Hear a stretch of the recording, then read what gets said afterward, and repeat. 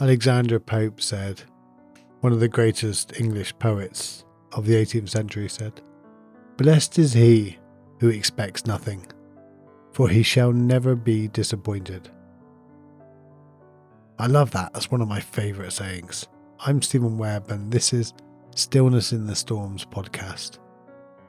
On today's show, I'm going to share how to stop expectations ruining your inner peace.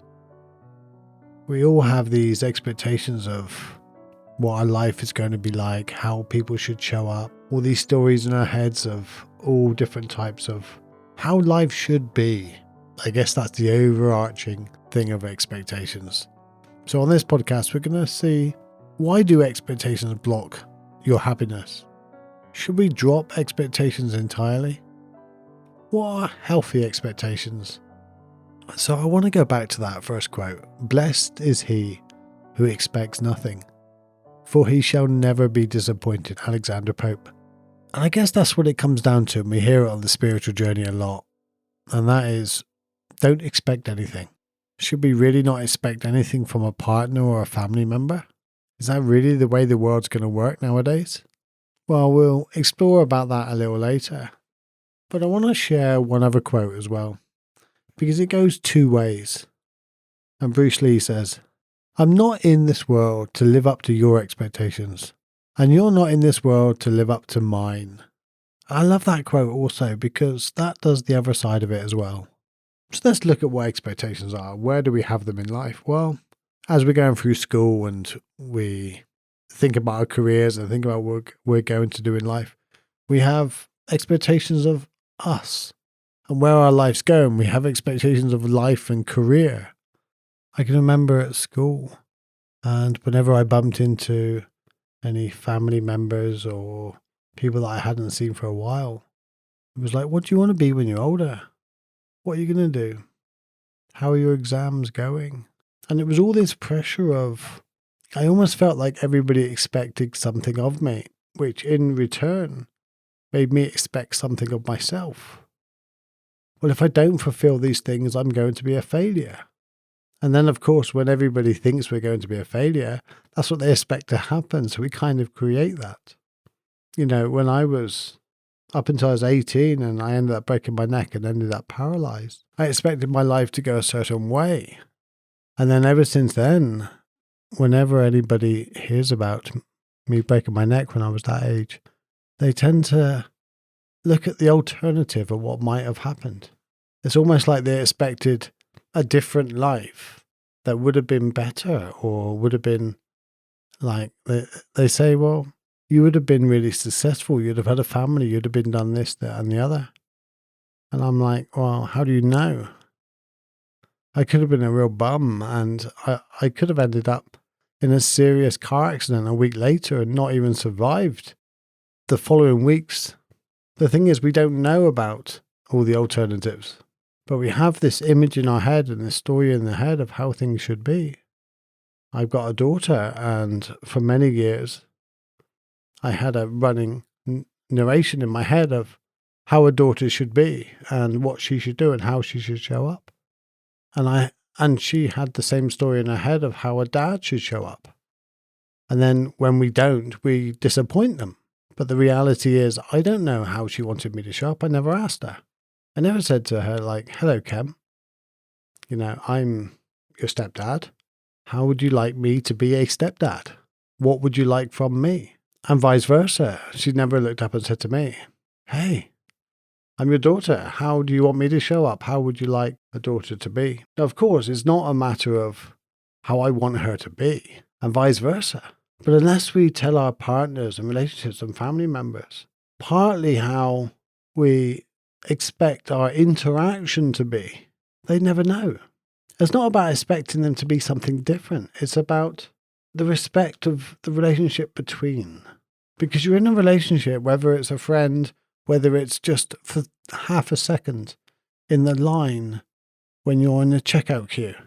Every interaction with another person is a relationship. How do you expect that relationship to go, even if it's only for 2 seconds? So there's nothing wrong with some expectations. You know, it's not a matter of just going, hey, I don't expect nothing off anybody and my life will be happy. It won't be happy in that way. And then we have the expectation of how life should be. The expectations of how I am and how I should feel inside. In any given situation, I expect my body to react in a certain way. And when it doesn't, it annoys me, it frustrates me, and ultimately gets me down. Or sometimes my body surprises me and reacts in a better way, and I'm like, wow, you dealt with it like a warrior. Just last week, I was starting to get a cold. My nose was tingling. You know that feeling when your nose, you just know there's something lingering around. The back of your throat is very slightly tingling sore. So you've got something, but you're waiting for it to either disappear or go boom and just like come out into a full-blown face cold. Well, my body fought it off. I'm okay this week. So it's like, yes, like nice one. I was expecting the cold. I got something different. Nice one. So sometimes we go down this route of negativity, and it's very often negative. We expect people and we expect our body to react negatively. So sometimes when it doesn't, we should be really, really happy. And then we go out into traffic. We got a doctor's appointment at 4 p.m. It's a 10-minute drive. So we start looking for the keys at 11 minutes to 4. Get in the car and drive away. We expect the traffic to be clear and open up and all the roads just to magically empty just while we drive through. And then we have mixed feelings between it. Oh, I expected this. Oh, did you really? Why didn't you leave a little earlier? That's my inner dialogue. So you see, it's all about wanting life to be different from what it is. And that's what I mean by dropping expectations. Like Alexander Pope turned around and says, blessed is he who expects nothing, for he shall never be disappointed. When you set out on a journey, don't expect a traffic jam. Or don't expect clear roads. Just accept what is going to be. Maybe leave a little earlier just in case. And then if you get there early, brilliant. If there is a traffic jam, brilliant. A little bit of time out. Another thing with expectation is we have this idea of when we go onto a diet or when we start getting fitter, the first few days is like going really, really well, and we feel the weight loss and we feel the body hurting and aching and growing. And then that expectation continues, but it doesn't. The losing weight and the body getting fitter tends to plateau after a few weeks. So we get fed up because our expectations are then ruined. I was expecting it to go better, and then we go back into the old routines. Jeff Kinney says, you can't expect everyone to have the same dedication as you. And that's another thing. If you're passionate about something, we almost expect other people to be passionate about it too. We want them to see the same in it as what you see in it. Well, luckily not everybody does. Because everybody would have the same hobby. Everybody would be doing the same things. That means my weird hobbies would be 5 times more expensive and they would not be weird anymore. Set the standard. Stop expecting others to show you love, acceptance, commitment, and respect when you don't even show that to yourself. Steve Maraboli. And he's absolutely right. We're always wanting someone to give us something. In love, please love me. Treat me with respect. Please give me what I want. Please fulfill my life and make me happy. And I know on the basis of that, you might think, no, I don't think that. But we do really, right?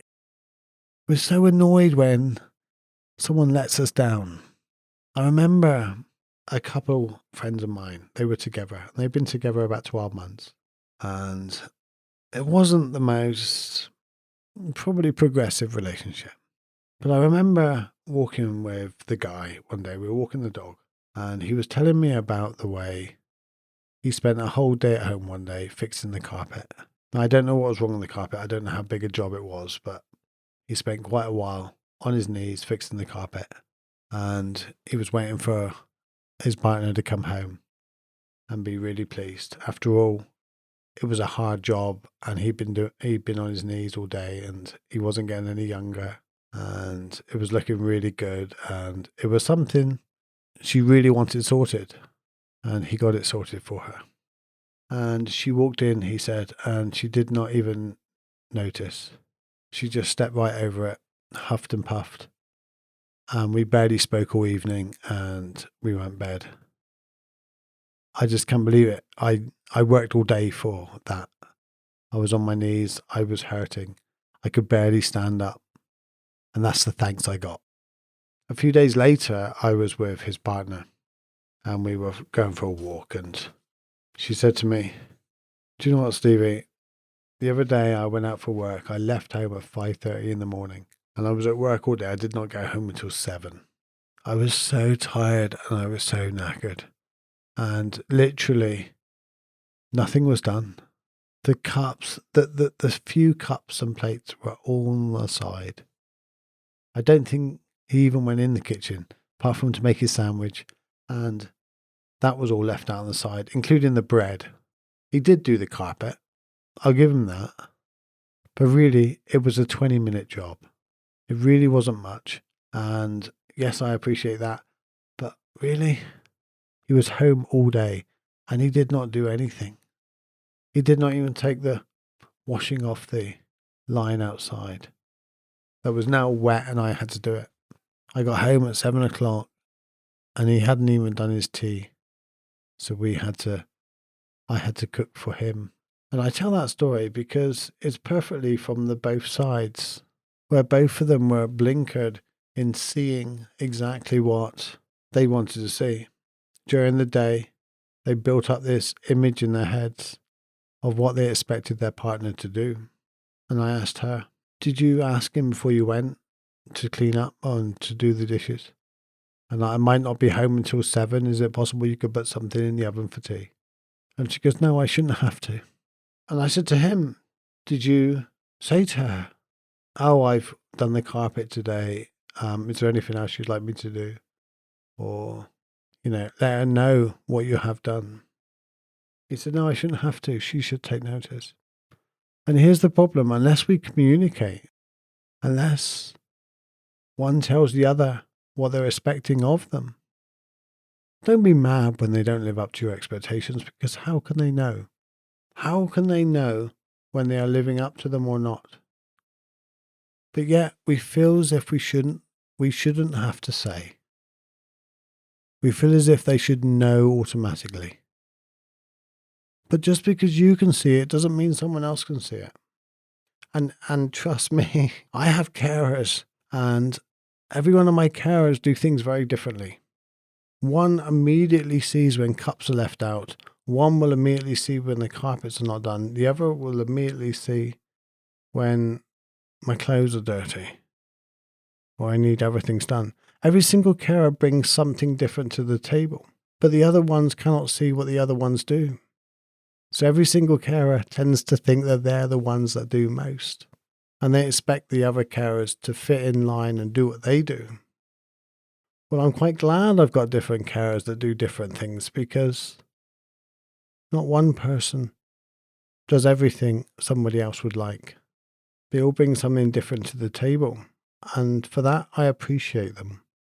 Never thought I'd need to tell them, but I do tell them now. I do point out when it's pointed out to me that they haven't done this or they haven't done that, and I'm like, yes, but this is what they have done. And then it's very often, okay. Still doesn't stop the frustration.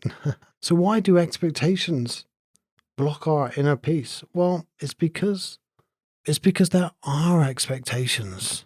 Other people don't care about our expectations that much. Yeah, that's it. They care about our happiness. Well, most people, if anybody's in your life, they normally care about your happiness and whether you're feeling good or in a good mood or you're sorted. They may not care exactly what you're expecting them to care about. And we get so annoyed when things are not the way we expect them to be. We set out in the car and we expect to have a nice, friendly, comfortable drive. And somebody cuts us up. Somebody flips the middle finger in the window and is really rude to us. And we're mad because we were not expecting that and we don't think we deserve that. It's okay to be angry. It's okay to be annoyed. But what are you going to do with it? Are you going to carry that around? Or are you going to leave that little expectation on the side of the road where it should be left? So should we drop expectations? No. Like I said, sometimes in life we need a little expectation. If I pick up the phone, I expect the person on the other end of the phone to be at least polite. You may say, well, these are basic manners and basic morals and ethics. They might be, but not everybody has them. If everybody knew about them, then nobody would be worried at all. So yes, when I tell somebody in my life that this is how I would like you to show up again and again and again, and explain the reason why, when they don't, then you've got a right to be angry.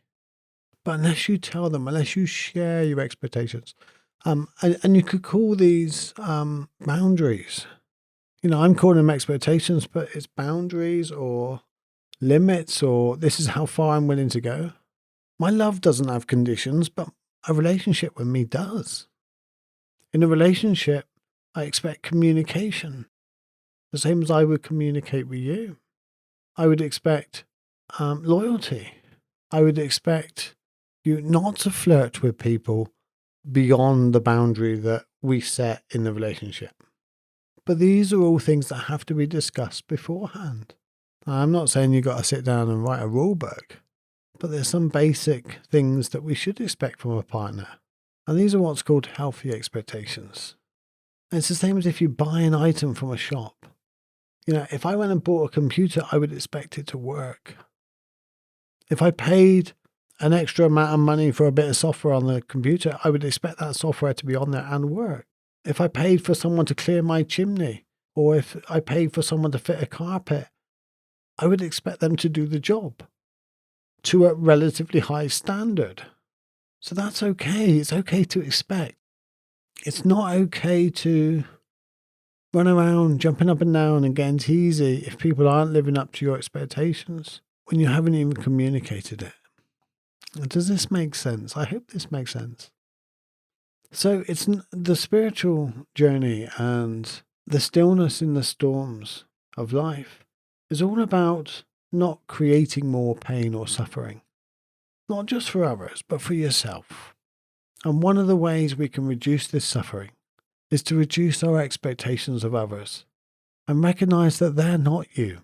They're not the same person as you. They don't have the same outlook, the same experience, the same, what you might say, in quotes, common sense as you.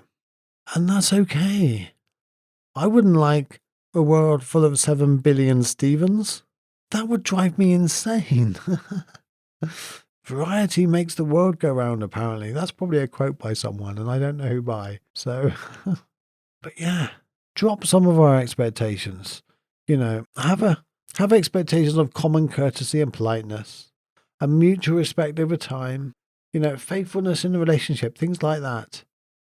But communicate. And you could even say, I know it's a given when you get into a relationship, or most relationships, but say that early on. Say, look, if we're going to get into a relationship, I'm a person that stays faithful, and I would like you to as well. And if you don't stay faithful, there will not be a second chance and it will be over. How does that sit with you? And if they're like, oh, I don't know about that, I think I deserve 3 chances, you can go, okay, our expectations for a relationship are not in line. But they cannot blame you later for looking up and going, well, I think that's out of order. I don't think, I only had an affair once. Your expectations are a bit high. You say, well, I told you. It's what it is. Just softening your expectations and recognizing they are not you will make a lot of difference in your life. Try it just for the next few days. Right, drawing this podcast to a close. Thank you for spending your time with me. Really appreciate it. And if you soften your expectations a little bit, you'll realize your life softens. Your heart opens and you become more vastness instead of the tight inner self that you are. Because that's where all the pain is. It's all in that tense inner self. All the happiness lies in the vastness of the sky. I'm Steven Webb, an inner peace guide, and I help you to go from to relaxing a little in life. Now, if you head over to connectwithsteven.com, you can download my 3 meditations, and you can And you've got a link to my Patreon site where you can support this podcast. And you can help me grow, and you can help me to promote it, help me to reach more people that need a little inner peace in life. Thank you for spending your time here. Take care. Love deeply. Namaste.